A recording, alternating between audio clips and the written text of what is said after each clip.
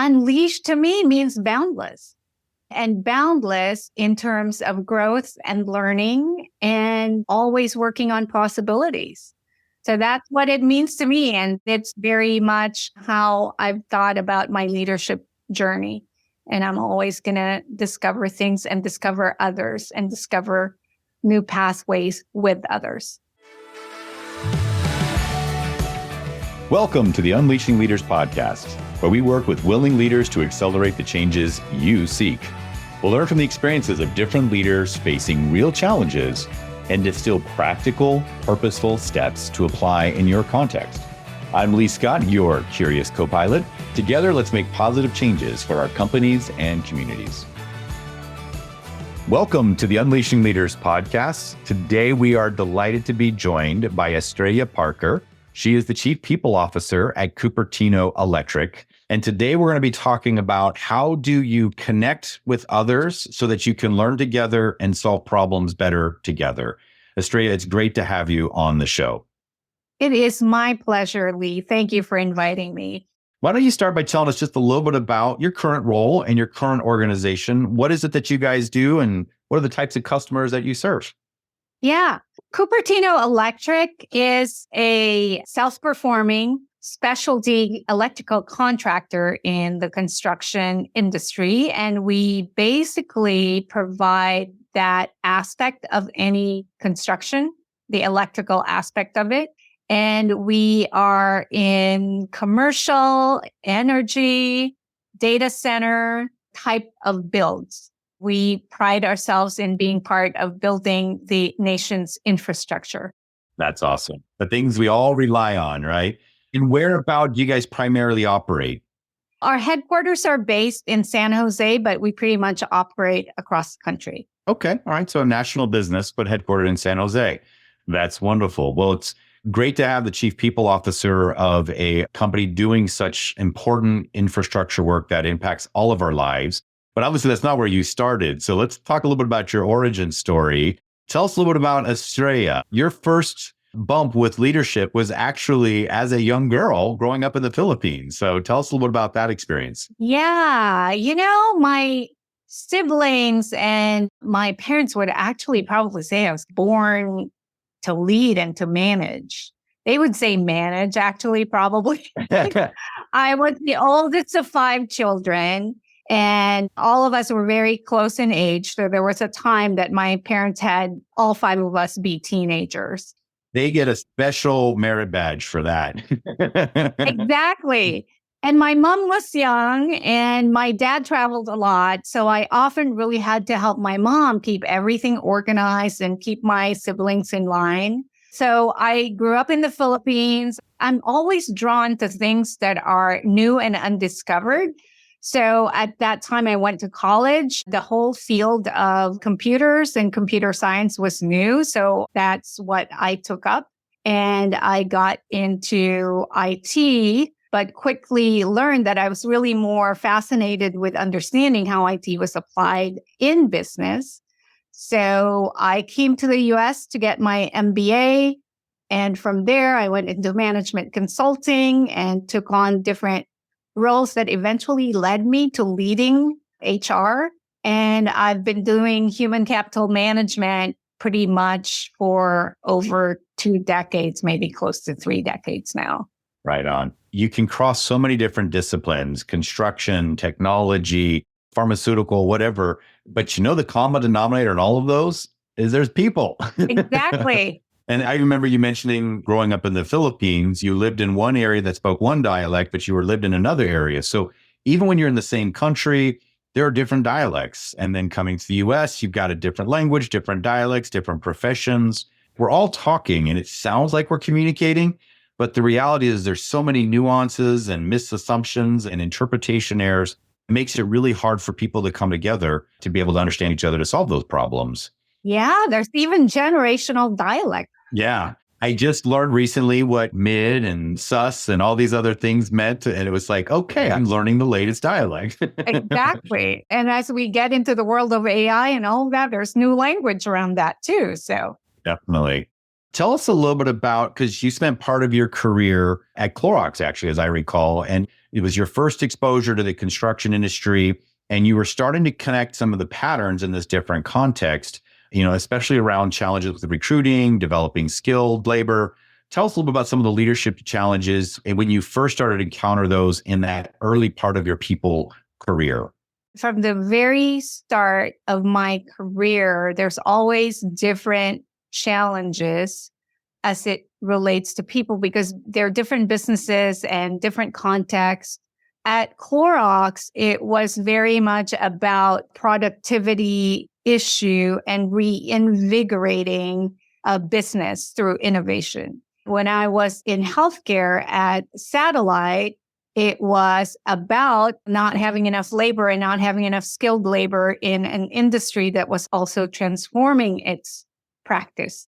When I was at Kaiser, we were first to really invest heavily in technology to transform the world of healthcare and how technology can be leveraged in kind of the full vertical. And I was the head of HR for IT at a time when the .com was exploding. That was a nutty time. People were making ridiculous offers to get anybody who had any technical expertise in. Absolutely. And then we were based in Northern California at the geographic location where all that is happening and where all that.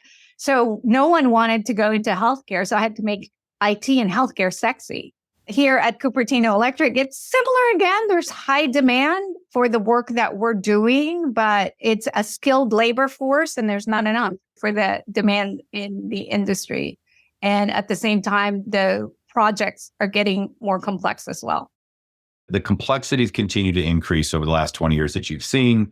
The labor dynamics have shifted. Sometimes it's like you can't find somebody to save your life.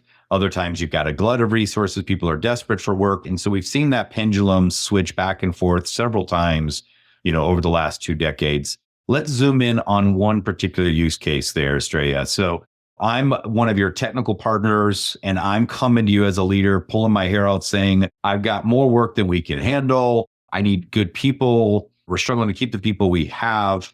And why can't you just give me good people, right? How do you build that relationship with that type of scenario so that together you can figure out what the need is and solve it versus just magically turning on the tap and having talent show up? Because that's not what's going to happen, right? But somehow that's the expectation that some people have, I think. Yeah. Oftentimes for me, context is really important.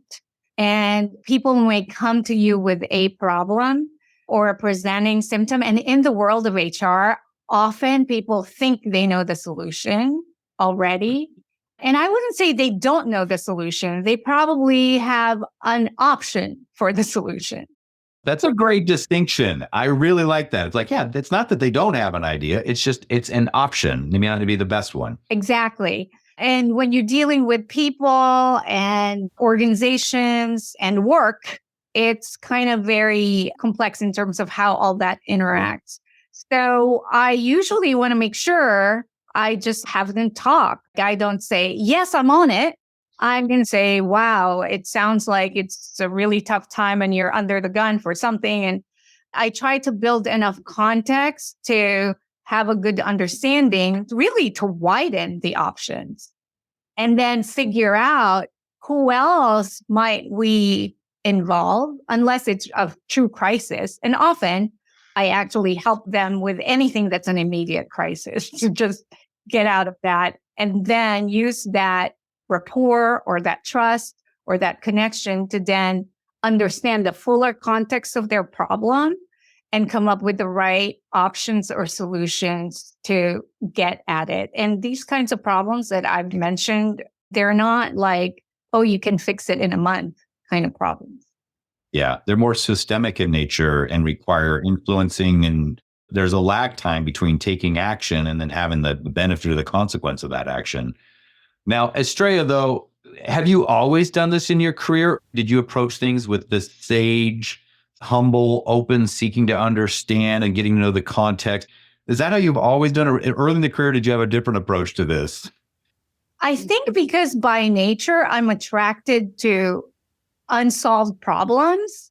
I tend to operate that way in order to be successful at making an impact in those problems. So the short answer is yes. I also was always a very curious person, and I've noticed and have observed that many things are connected and that what may be obvious is not the reality.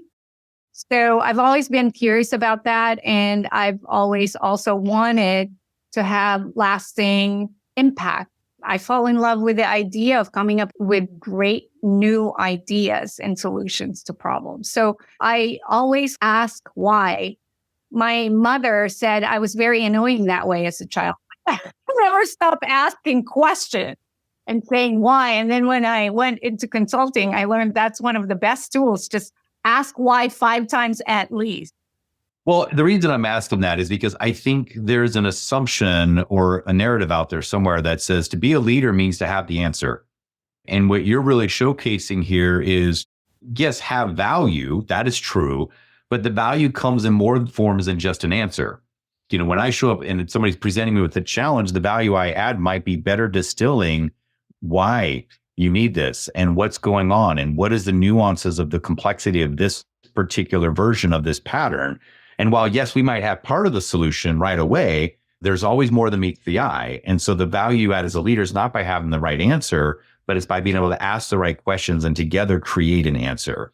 Because when you described it, like you gave a really good outline, a very practical template that says, okay, somebody's coming at you. The first thing is to avoid the temptation to jump to an answer. And you naturally are wired that way. So that's to your benefit. But for a lot of folks, that's the first thing they have to do is interrupt that.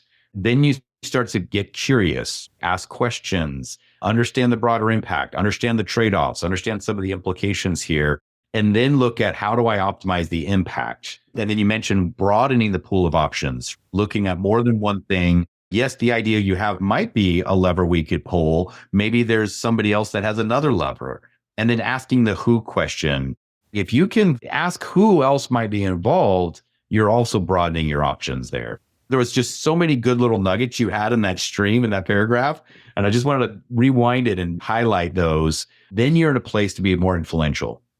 Absolutely. And sometimes it's not an idea of influence, because influence is really just about building community around a core problem, a core issue that has to be resolved or solved. And these problems with people and organization is never really an HR problem. It's a business problem. And so you kind of have to build that coalition, that connection around how are we all in this together and how are we going to come up with the answer together and how are we going to implement it together? Because the best HR programs, the best HR solutions typically engages everybody. Yeah. Well, what's neat is you've done this across industries. You've done it in a chemical company. You've done it in a leading healthcare company. You're doing it in a construction company and others that we haven't even mentioned here, right? You've had an amazing career trajectory. I can see why Cupertino wants to keep you close. But one of the challenges that sometimes leaders have is how do you create that inclusion and that curiosity with very sophisticated, technically trained individuals? They've been trained and selected to be the expert, to have the answer, to know how to cut immediately, to know how to splice immediately. And you're now asking these questions, they could perceive you as being really annoying, like your mom did. So what have you learned in terms of being able to communicate with very technical people to build that community of curiosity? Yeah, I think for technical people, I would have to start with their own language. And sometimes they have to train me to understand them. And in the course of that process of understanding, I think they're also better understanding themselves. And they're understanding it differently because, again, if I'm coming at it from a different angle and just saying, I'm in charge of the people side of things, and help me understand what you're doing here technically so that we can together think about how will that affect people, or what kind of people will you need to get what you're needing to do done. So you kind of have to speak their language enough so that truly you can be partners in solving their problem. I mean, This happens a lot in recruiting, as we've talked about, because oftentimes we have to recruit for very technical people or people who do things in fields we don't understand, but we have to understand it enough to know that we're picking the right spaces to find the people and presenting the right profiles of people in that process. So once again, investing some time though to learn their dialect, honor them by speaking in their language.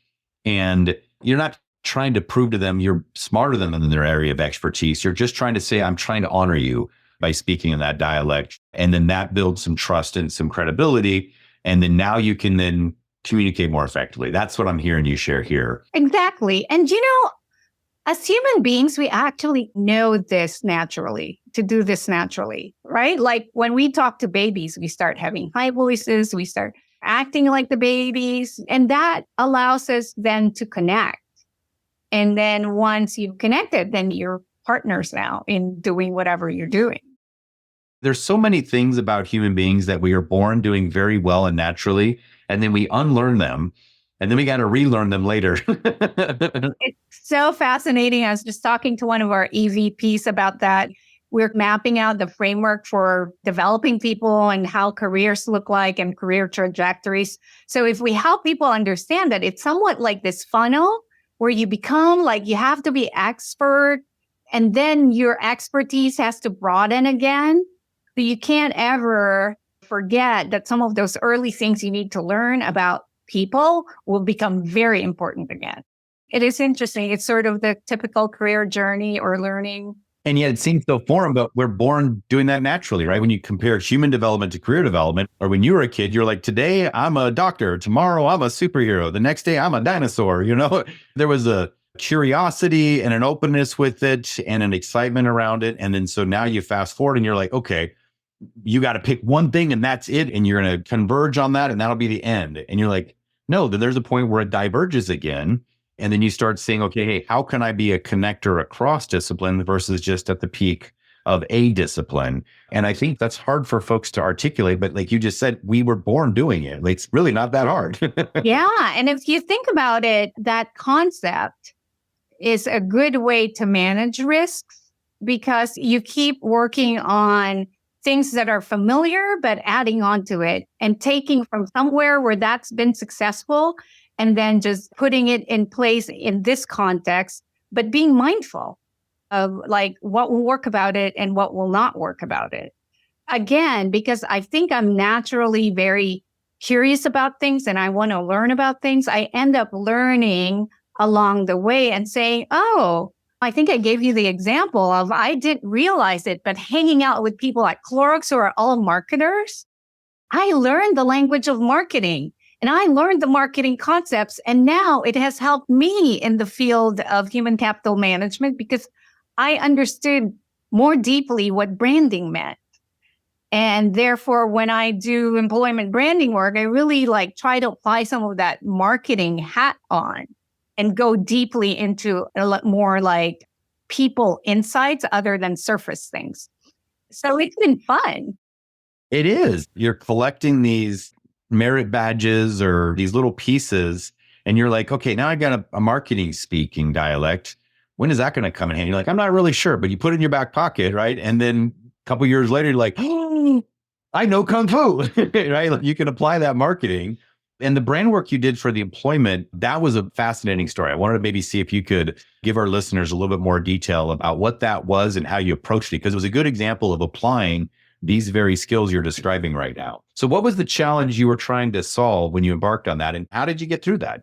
I've done employment branding work 3 times. At Clorox, we did it there, and that was the first time I actually did that work. When I was at Satellite Healthcare, we actually did employment branding work after we've done some work to first really get to the core of understanding what were things that our employees at Satellite Healthcare really valued. And we did some deep work around that, which helped us understand actually how to bridge the challenge that we had there, which was to bridge the new innovative ways we were trying to apply in the organization. And also most of the people in the organization have been there since its founding felt was really important. And those two concepts actually became our brand. Yeah. And how did you articulate that, the core and the innovation? And it's not about that. See, I'm talking business language speak.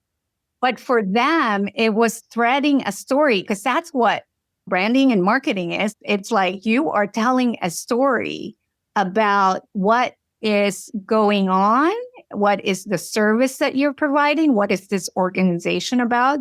So it became a story about the things for over 50 years they are proud of.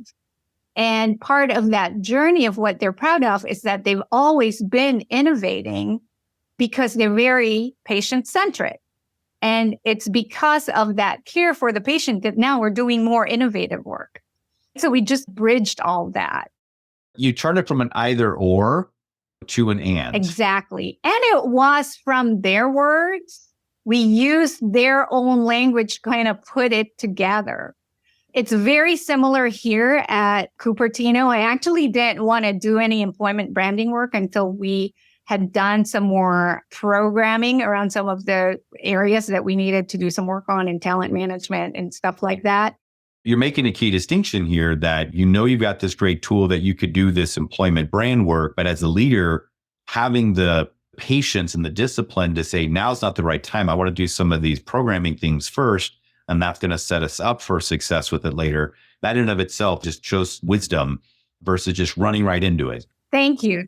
Timing is key. And sometimes when you have specialists working for you, they're so eager to push something. And I learned that the hard way. I was that way when I was younger.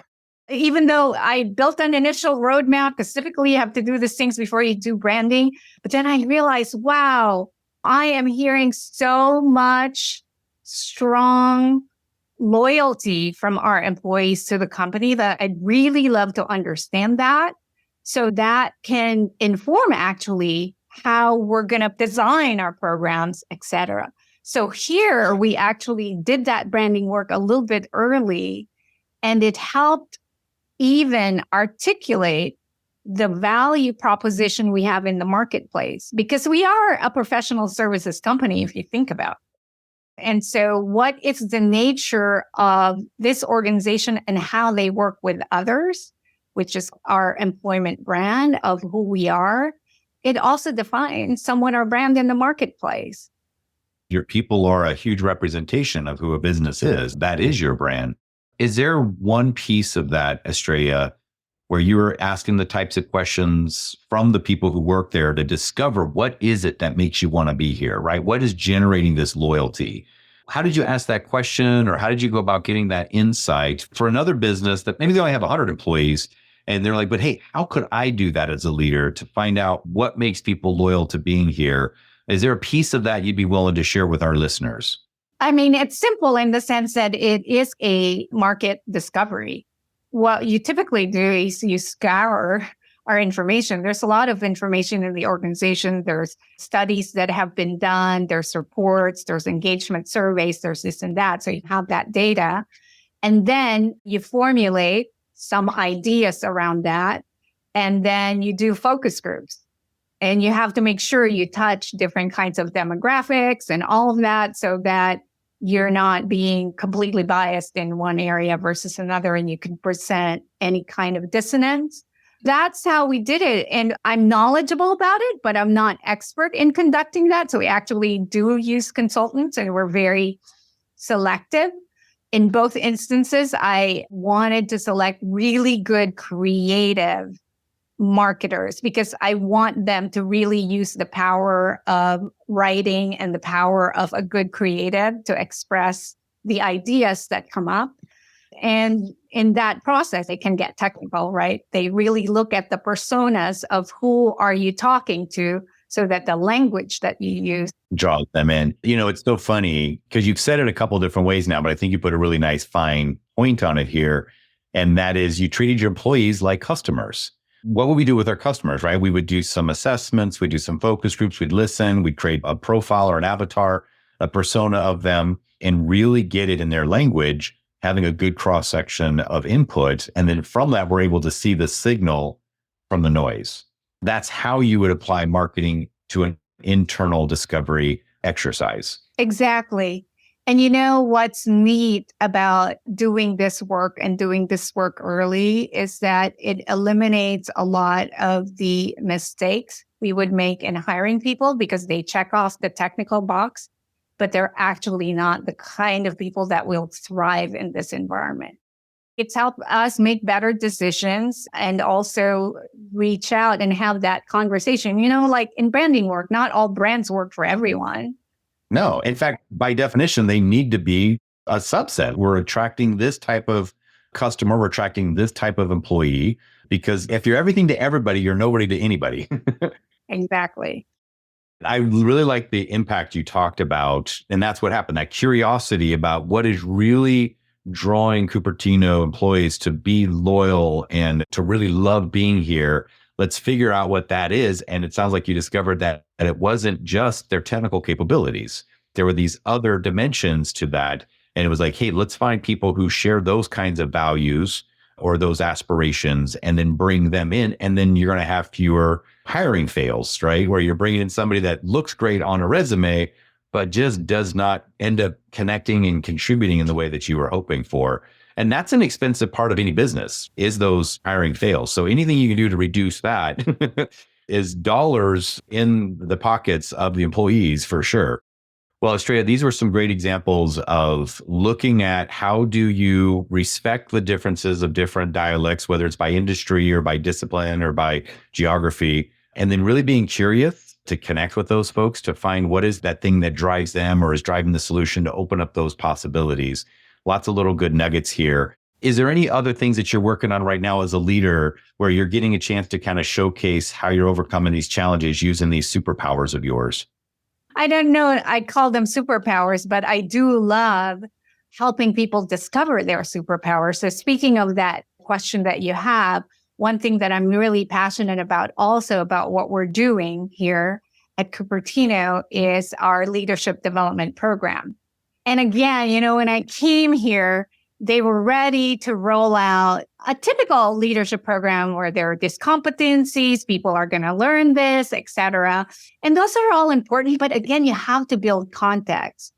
And with an organization like Cupertino that has a rich history of success and have had lots of stories of legendary leaders, it was important for us to understand and decode that so that we can say, hey, our style of leadership that fits our employment brand, that has been proven over here, is comprised of this way of thinking, this way of mindset, and that's how we apply those skills.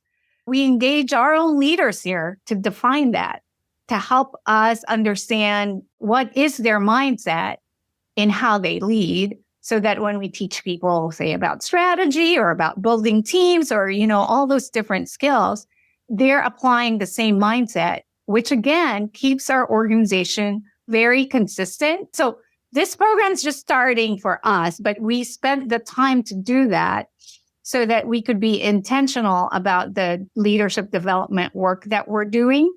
And so you asked the question about something we're doing that I'm pretty proud of, and we're doing that. It's a lot of decoding because when you find an organization that has organically been doing things, you'll also find that it's not necessarily systemically embedded. And because the path we're in right now is scaling and trying to scale faster, we have to think about how do we take these things that we know we think are naturally good and make it more programmed And systemic versus relying on a legendary leader who is like doing it via their hero efforts, but that's not as sustainable. And I absolutely adore how you guys are characterizing this leadership development. And, you know, so often they're like, well, it's competency, but you're right. You've got to wrap the competency inside the character of the company, because what it looks like for a bioengineering firm, when you wrap it in that context and who has the history of this, it'll be very different than maybe somebody that's a brand new startup or maybe somebody that's in construction or vice versa, right? So decoding what's unique about our character and our culture, wrapping the competencies around that, then the strategy and the teamwork and the goal set, all those things become much more relevant in that kind of an application. So delighted to hear that. And it's neat to hear that your superpower is discovering other people's superpower. That's kind of a cool master superpower there. Yeah, it's fun to do that. Then we all find out we're heroes and we have capes. Yep. And we all have our great things that we do. Estrella, you're a shining star. I could see why you're named after that. Where can people continue to follow your light, and any parting thoughts for our listeners? That's so wonderfully said. I like all the star and the light. I think the best way for people to just follow me on LinkedIn or connect with me on LinkedIn. And I think the parting words I have, and to riff off of what you said, leadership is a service. And so as much as you called me a star and have the light and all that, it's in service of discovery. And for all of us to be able to discover new things and, make life better for each other and make our world a better place. My parting words is that leadership is about others. And if you don't forget that, you will do well no matter what. I heart that so much. That is fantastic. Thank you, Estrella, again. And I can see why Cupertino is growing the way that they are, with you being able to be in service of others in the way that you are. Thank you. Thank you. Thank you for joining us today on the Unleashing Leaders podcast. Subscribe so you don't miss a moment that could be the key to your next breakthrough. Let's stay connected and contribute together by grabbing that @Unleashing Leaders handle on LinkedIn, YouTube, or your favorite network. This is Lee Scott. Keep learning, loving, and leading. Our future and our communities are counting on us.